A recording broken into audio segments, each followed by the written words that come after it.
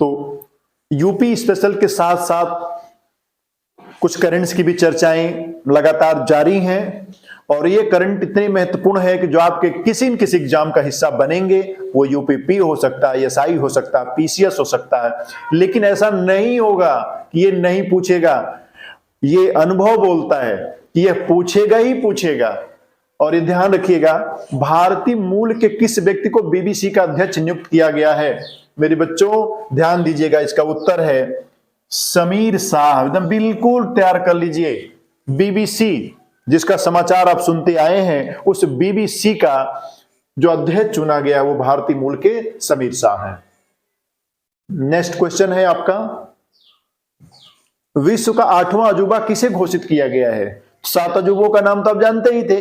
विश्व का 8वां अजूबा किसे घोषित किया गया है? तो ध्यान दीजिएगा, यह कंबोडिया का अंकोर वाट मंदिर है जो विष्णु भगवान विष्णु को समर्पित है। ये दक्षिण पूर्व एशिया में कंबोडिया पड़ता है, इंडिया में नहीं पड़ता है। ये देश है कंबोडिया।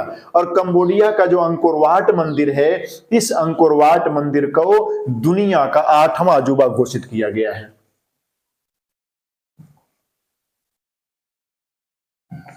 किस देश के पूर्व प्रधानमंत्री डेविड कैमरून को देश का नया विदेश मंत्री बनाया गया? देखिए अजीब सी बातें हैं। प्रधानमंत्री को तो राष्ट्रपति बनना चाहिए, प्रधानमंत्री को कोई मंत्री बनाया जा, वे अजीब सा है। लेकिन ये ब्रिटेन एक ऐसा देश है जहां के पूर्व प्रधानमंत्री डेविड कैमरून को विदेश मंत्री बनाया गया है। हमारे देश में ऐसा नहीं होता, मुख्यमंत्री को मंत्री बना दिया जा, प्रधानमंत्री को मंत्री बना दिया जा। लेकिन ब्रिटेन एक ऐसा देश है जहां के पूर्व प्रधानमंत्री को क्या बनाया गया है? वहां का विदेश मंत्री बनाया गया है। तो डेविड कैमरून कहां के पूर्व प्रधानमंत्री थे? ब्रिटेन के थे, और वहां के इन्हें विदेश मंत्री बनाया गया है। किस बीमारी को विश्व स्वास्थ्य संगठन ने वैश्विक स्वास्थ्य खतरा घोषित किया है? किस बीमारी को विश्व स्वास्थ्य WHO ने वैश्विक स्वास्थ्य खतरा घोषित किया है? तो आप देख रहे हैं इसमें सारी बीमारी लग रही है। ये आपको लग रहा है कि कोई बीमारी नहीं है, लेकिन कुछ लोगों के भी बीमारी होती है। वो अकेले रहना चाहते हैं, वो भीड़ में नहीं जाना चाहते। तो अकेले रहने की जो बीमारी है, इसको WHO ने विश्व स्वास्थ्य के लिए खतरा घोषित किया है। तो किस बीमारी को? अकेले रहने वाली, अकेलेपन की बीमारी को।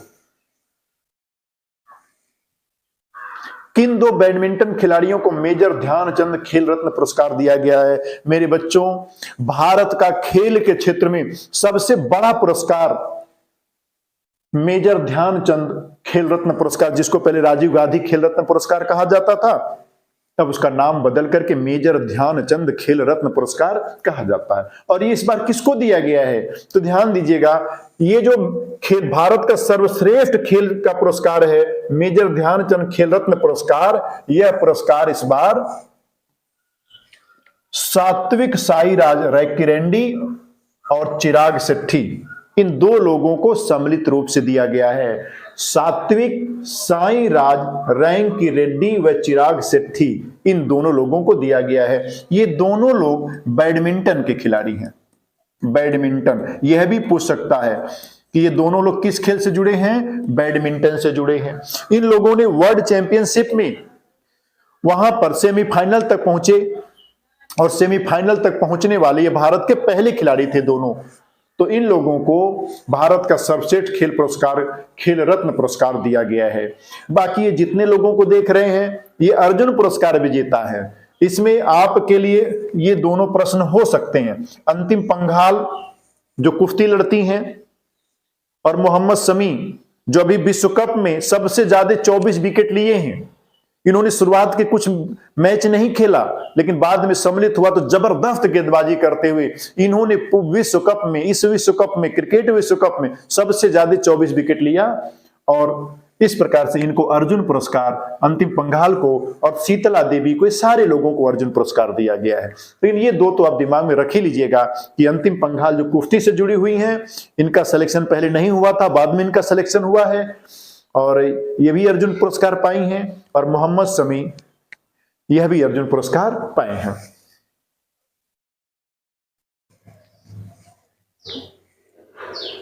निम्नलिखित में एक सही नहीं है, तो एक सही है, एक सही नहीं है।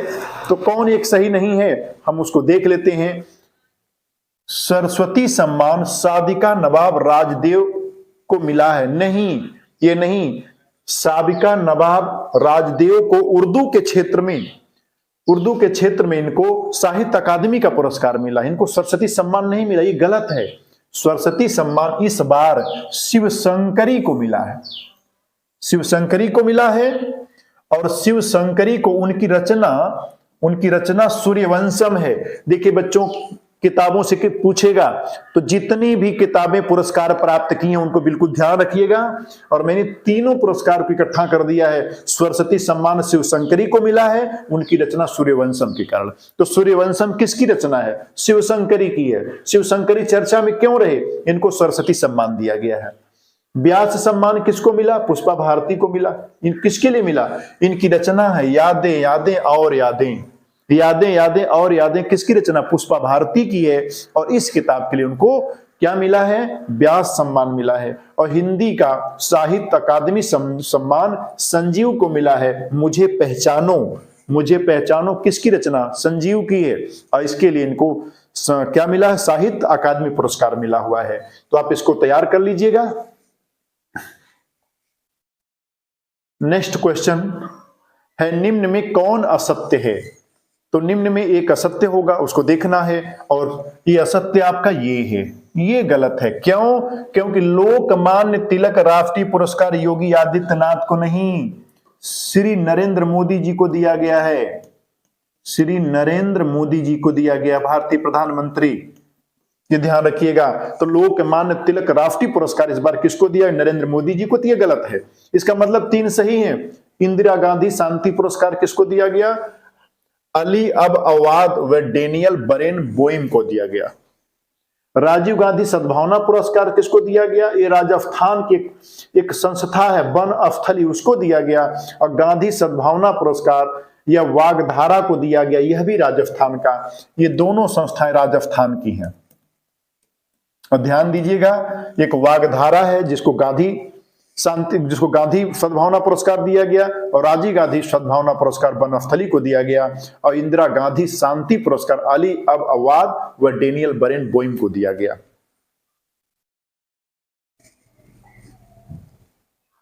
वर्ष 2024 में आयोजित होने वाला आईसीसी पुरुष T20 विश्व कप का आयोजन किया जाएगा। इसका उत्तर है कि जो 2024 में इस साल, अभी इसी साल की बात हो रही है, 2020 विश्व कप क्रिकेट का होने वाला है। ये कहां होगा? ये अमेरिका और वेस्ट इंडीज में होगा। ये कहां होगा? अमेरिका और वेस्ट इंडीज में। लोग कहते थे अमेरिका में क्रिकेट नहीं होता, वो लोग नहीं खेलते, वो भी अपनी टीम बना रहे हैं। और इस बार का जो 2020 ताबड़तोड़ बैटिंग जिसमें की जाती है, इस बार वो मैच कहां होगा? अमेरिका के धरती पर होगा और वेस्ट इंडीज में होगा। फीफा फुटबॉल विश्व कप 2026 का आयोजन कहां होगा? तो फीफा फुटबॉल के क्षेत्र में जो अंतरराष्ट्रीय संस्था है वो फीफा कहलाती है। और जो सब फुटबॉल के क्षेत्र में सबसे बड़ा जो टूर्नामेंट होता है वो फीफा फुटबॉल होता है। और फीफा फुटबॉल विश्व कप इस बार अमेरिका में। अगर 2020 वही होगा तो ये भी ध्यान रखिएगा, फुटबॉल भी अमेरिका, मैक्सिको और कनाडा में होगा। अमेरिका के ऊपर संयुक्त राज्य अमेरिका के ऊपर कनाडा है और नीचे आपका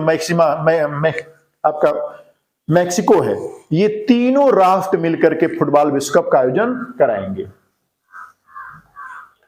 नेक्स्ट है, भारत में आयोजित क्रिकेट विश्व कप 2023 जिसमें ऑस्ट्रेलिया ने भारत को 6 विकेट से हराकर 6ठी बार विश्व कप जीता, के संदर्भ में गलत है। इसका मतलब विश्व कप के बारे में 3 जानकारी सही है, गलत है। तो एक गलत कौन है? फाइनल मैच ग्रीन पार्क में हुआ, ये गलत है। जो विश्व कप आयोजित किया गया था भारत में, वह विश्व कप फाइनल कहां खेला गया था? नरेंद्र मोदी स्टेडियम गुजरात में खेला गया था। ये गलत है, ग्रीन पार्क में नहीं हुआ था। ये कहां हुआ था? नरेंद्र मोदी स्टेडियम गुजरात में हुआ था। तो इसमें सही क्या है? यहां देखिए, सब पूरे प्रश्न हैं। अभी जो क्रिकेट विश्व कप हुआ कहां हुआ है? 2023 में हुआ, भारत में हुआ है। फाइनल किसके बीच हुआ है? ऑस्ट्रेलिया और भारत के बीच हुआ है। जीता कौन? ऑस्ट्रेलिया ने भारत को कितने विकेट से हरा? 6 विकेट से हराकर जीत लिया। चौथी बार जीता, वह 6वीं बार विश्व कप जीता है। ऑस्ट्रेलिया ने विश्व कप कितनी बार जीता है? 6वीं बार ये था। और कितने विकेट रहा? 6 विकेट सर। किसको हराया? इंडिया को हराया। विजेता कौन था? ऑस्ट्रेलिया। उप विजेता कौन था? भारत। फाइनल कौन खेला? भारत। और सेमीफाइनल और भारत और ऑस्ट्रेलिया खेले। Final match man of the match कौन था? Man of the match final match में आप ध्यान दीजिएगा ट्रेविस हेड थे। सबसे ज्यादा रन इन्होंने बनाया था और सर्वाधिक रन इस टूर्नामेंट में विराट कोहली ने 765 रन बनाया था। और पूरे सीरीज में बेहतर खेलने के नाते इनको मैन ऑफ द टूर्नामेंट चुना गया था। तो मैन ऑफ द टूर्नामेंट कौन था? पूरे टूर्नामेंट में विराट कोहली थे। और फाइनल मैच का मैन ऑफ द मैच कौन था? ट्रेविस हेड थे। और सबसे ज्यादा विकेट अभी मैं चर्चा किया हूं 24 विकेट मोहम्मद शमी ने लिया था। तो कुछ करंट से जुड़े हुए मुद्दे हैं, हम उनकी चर्चा कर लेते हैं। आप देखिए स्क्रीन पे लिखा हुआ है उच्चतम न्यायालय की पहली महिला न्यायाधीश। तो आप मुझसे कहेंगे कि सर ये करंट कहां है? ये तो जिसको आप लोग स्टैटिक जीके कहते हैं वो है, लेकिन करंट इसलिए है कि उच्चतम न्यायालय यह क्वेश्चन पूछेगा 100% आने वाले 2024 के किसी न किसी एग्जाम में, दावे के साथ कहता हूं। उच्चतम न्यायालय में पहुंचने वाली प्रथम महिला न्यायाधीश फातिमा बीबी थी, जिनकी मृत्यु अभी हाल ही में हुई है, इसलिए चर्चा में है।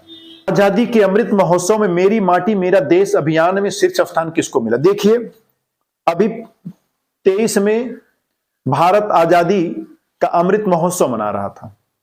उस अमृत महोत्सव के टाइम में विभिन्न राज्यों का परफॉर्मेंस देखा गया कि कौन राज्य, कौन केंद्र शासित प्रदेश इस अमृत महोत्सव वर्ष में बेहतर प्रदर्शन किया है, काम किया है। तो 3 राज्यों को, केंद्र शासित प्रदेश और राज्यों को मिलाकर के 3 राज्यों को प्रथम, द्वितीय, तृतीय स्थान दिया गया और 3 मंत्रालय को भी दिया गया।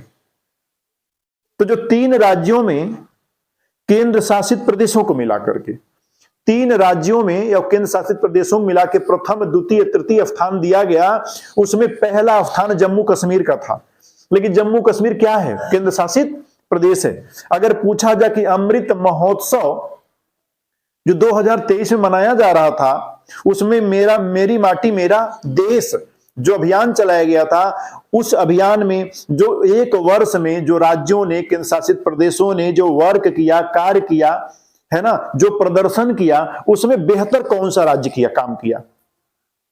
2023 के अमृत महोत्सव वर्ष में कौन राज्य ज्यादा बेहतर काम किया, कौन केंद्र शासित प्रदेश ज्यादा बेहतर काम किया? इसके लिए हमारी गवर्नमेंट ने फर्स्ट, सेकंड, थर्ड 3 पोजीशन तय किया और पहला पोजीशन जम्मू कश्मीर को मिला है। चूंकि जम्मू कश्मीर केंद्र शासित प्रदेश है और दूसरा स्थान गुजरात को मिला है। और गुजरात एक राज्य है, तो राज्यों में पहला स्थान गुजरात का है और ऑन द होल पहला स्थान जम्मू कश्मीर का है। या ऑन द होल केंद्र शासित प्रदेश पूछा जाए तो जम्मू कश्मीर है, पहला स्थान जम्मू कश्मीर को मिला। लेकिन राज्यों में पूछा जाए तो गुजरात को मिला। दूसरा स्थान हरियाणा, तीसरा स्थान, लेकिन राज्यों में दूसरा। वे 3 ही पोजीशन दिया गया है।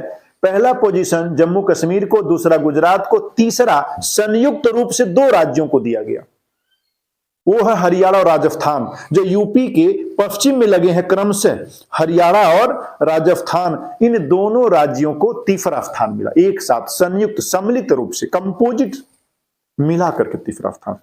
तो पहला स्थान राज्यों में गुजरात को और दूसरा स्थान राज्यों में हरियाणा और राजस्थान को। लेकिन ऑन द होल मिलाकर के दूसरा स्थान गुजरात को और तीसरा स्थान राजस्थान और हरियाणा को। तीसरा मैं क्यों कह रहा हूं? जब जम्मू कश्मीर को पहला मान लेंगे, पहला स्थान तो उसी को मिला, राइट। और 3 मंत्रालयों को मिला। और 3 मंत्रालय में पहला मंत्रालय विदेश मंत्रालय को पहला स्थान मिला, रक्षा मंत्रालय को द्वितीय स्थान मिला और रेल मंत्रालय को तृतीय स्थान मिला। तो अमृत महोत्सव वर्ष, जो अमृत महोत्सव वर्ष मनाया गया 2023, उस वर्ष में सबसे अच्छा प्रदर्शन करने वाला मंत्रालय कौन था? फॉरेन अफेयर, विदेश मंत्रालय। सेकंड पोजीशन किसको मिला? रक्षा, डिफेंस मिनिस्ट्री। और थर्ड पोजीशन मिला रेल मंत्रालय को मिला। क्लियर? अब मध्य प्रदेश में ओंकारेश्वर में मानधाता पर्वत पर, इस क्वेश्चन में कई चीजें हैं। कहां पर? एमपी में, मध्य प्रदेश में। मध्य प्रदेश में जगह कौन सी है? वो जगह ओंकारेश्वर में। ओंकारेश्वर में एक पर्वत है, मांधाता पर्वत, यहां पर एक मूर्ति स्थापित की जा रही है और वह मूर्ति आदि शंकराचार्य की है। किसकी है? तो आदि शंकराचार्य की मूर्ति कहां स्थापित की जा रही है? मध्य प्रदेश में। मध्य प्रदेश में कहा? मांधाता पर्वत पर। मांधाता पर्वत किस जगह है? तो आप कहेंगे ओंकारेश्वर में। कितनी फीट हाइट है? 108 फीट। और इस मूर्ति का नाम दिया गया स्टैच्यू ऑफ वननेस, क्योंकि आदि शंकराचार्य ने भारत में 4 पीठों की स्थापना किया था और चारों पीठ भारत के चारों कोने पर हैं। पूरब में गुजरात के किनारे, वहां कौन सी पीठ थी? पश्चिम में। पश्चिम में एक पीठ स्थापित किए थे, एक उत्तर में किए थे, एक पूरब में, एक दक्षिण में। तो जो पूरब में किए थे वो पुरी थी, है ना। पश्चिम में द्वारका थी, उत्तर में बद्रीनाथ और दक्षिण में केदारनाथ। बद्रीनाथ, केदारनाथ, पुरी और ये 4 पीठों का स्थापना किए थे। इस आदि शंकराचार्य की याद में स्टैच्यू ऑफ वननेस, स्टैच्यू माने मूर्ति, वननेस जो एक किया था भारत को, उनकी मूर्ति बनाई जा रही है मध्य प्रदेश के मांधाता पर्वत पर, ओंकारेश्वर में। क्लियर है ना? हाइट कितनी है? 108 फीट। तो दिमाग में बस बना रहे। आगे, परमिला मलिक किस राज्य की पहली विधानसभा अध्यक्ष चुनी गई हैं? तो परमिला मलिक जी उड़ीसा विधानसभा की पहली अध्यक्षा चुनी गई हैं। ठीक है, उड़ीसा विधानसभा की पहली अध्यक्ष चुनी गई हैं परमिला मलिक। ठीक, अगला है, किस भारतीय को रेमन मैग्सेसे पुरस्कार एकदम 101% यह पेपर में छपा है, यह पेपर में छपा है कि रेमन मैग्सेसे पुरस्कार किस भारतीय को दिया गया है? तो गौर करिएगा, रेमन मैग्सेसे पुरस्कार एशिया का नोबल कहा जाता है, जो फिलीपींस के राष्ट्रपति रेमन मैग्सेसे की याद में दिया जाता है और 4 लोगों को इस वर्ष दिया गया है और उसमें से एक भारतीय नाम है। और वो नाम कौन सा है? जो भारतीय नाम रवि कन्नन को दिया गया। कैंसर के क्षेत्र में इन्होंने काफी काम किया है रवि कन्नन साहब ने, और रवि कन्नन को रेमन मैग्सेसे पुरस्कार से नवाजा गया है। और रेमन मैग्सेसे पुरस्कार को एशिया का नोबल कहा जाता है। ठीक है, नेक्स्ट क्वेश्चन है, मिस यूनिवर्स 2023 किसे चुना गया? तो मिस यूनिवर्स 2023, नाम भूलेगा तो यहां से दिमाग में रख लीजिएगा, प्लासी। प्लासी युद्ध समझ में आ रहा ना? ते प्लासियोस, तो प्लासी तो दिमाग में रखे रहिएगा, भूलेगा तभी पकड़ में आ जाएगा। गुरुजी बोले थे प्लासी, है ना। तो सेनिस प्लासियोस को मिस यूनिवर्स का खिताब दिया गया है। क्लियर?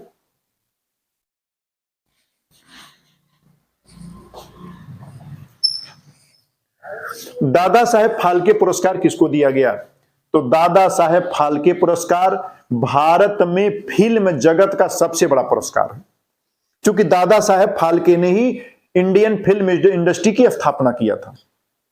तो भारत में, इंडिया में फिल्म जगत का सबसे बड़ा पुरस्कार कौन सा है? दादा साहेब फाल्के पुरस्कार। और दादा साहेब फाल्के पुरस्कार वहीदा रहमान, नृत्यांगना और अभिनेत्री वहीदा रहमान को दिया गया। आजादी के अमृत महोत्सव में 3 राज्य व 3 मंत्रालय, अभी मैं चर्चा कर चुका हूं, यहां हो चुका है। और देखिए यहां सेकंड गुजरात लिखा हूं, लेकिन राज्यों में यह फर्स्ट है, ऑन द होल सेकंड है, क्योंकि पहला स्थान जम्मू कश्मीर को है, जम्मू कश्मीर केंद्र शासित प्रदेश है। आगे है, G20 की बैठक कहां हुई? अभी हाल ही में जो G20 की बैठक हुई है वो कहां हुई है? भारत में हुई है। इस G20 देशों का अध्यक्ष इस बार कौन था? भारत था। और भारत की ओर से G20 देशों की अध्यक्षता किसने किया? प्रधानमंत्री श्री नरेंद्र मोदी जी ने किया। और इस G20 सम्मेलन का जो आयोजन भारत में हुआ, उसकी थीम क्या थी? वसुधैव कुटुंबकम। अब वसुधैव कुटुंबकम का वर्णन कहां मिलता है? कहाँ मिलता है? महाउपनिषद में मिलता है, वसुधैव कुटुंबकम। और इस बार G20 की जो थीम थी वसुधैव कुटुंबकम थी। 21वां सदस्य, चूंकि G20 में 20 सदस्य थे, अभी नाम G20 है, नाम G21 हो जाना चाहिए। G माने होता ग्रुप, 20 देशों का ग्रुप, लेकिन इसमें 21वां देश अफ्रीकी संघ सम्मिलित हो गया है। कोई देश नहीं है वो, 50 देशों का संगठन है अफ्रीकी संघ, उसमें ऑलरेडी 50 देश हैं, नियर अबाउट, ठीक है ना। मतलब वो अफ्रीकी संघ G20 देशों की सदस्यता ले लिया और G20 देशों का सदस्य बनने वाला वह 21वां सदस्य हो गया, क्योंकि वह ग्रुप ने सदस्य लिया है, अफ्रीकी संघ ने सदस्यता लिया है, कोई देश नहीं। तो G20 का अफ्रीकी संघ सदस्यता लेने वाला 21वां सदस्य हो गया। तो G20 में कितने सदस्य वर्तमान में है? 21 है। 21 वो कौन सा है? अफ्रीकी संघ, ठीक है ना। अगला सम्मेलन कहां होगा G20 का? इस बार तो इंडिया में हो गया, अगला ब्राजील में होगा, ब्राजील के शहर रियो डी जनेरियो में होगा। और अगला अध्यक्ष कौन होंगे? वहां के राष्ट्रपति लूला ढिसिल्वा होंगे, लूला ढिसिल्वा होंगे, है ना। तो अगला G20 के हम सदस्य हैं, भारत G20 का सदस्य, ध्यान रखिएगा। कहीं पूछ दे कि क्या भारत G20 का सदस्य है, तो आप कहेंगे जी है। कहेंगे G20 का मुख्यालय कहां? कहेंगे उसका कहीं सचिवालय नहीं है, सचिवालय लेस है ना। क्या WTO का है, WHO का है, ILO का है, पढ़े शपथ जनेवा बताया हूं, है ना। हर वर्ष इसका सम्मेलन होता है, हर वर्ष। हाँ, अगला जो है ब्राजील में होगा और वहां के राष्ट्रपति लूला ढिसिल्वा इसकी अध्यक्षता करेंगे। इस बार इंडिया में हुआ, हमारे प्रधानमंत्री जी इसकी अध्यक्षता किए। बच्चों आज इतना ही, आगे मैं अगली वीडियो में संविधान से जुड़े हुए महत्वपूर्ण प्रश्नों को कलेक्ट करके लेकर के आऊंगा। बाकी ये यात्रा हमारी जारी रहेगी। धन्यवाद।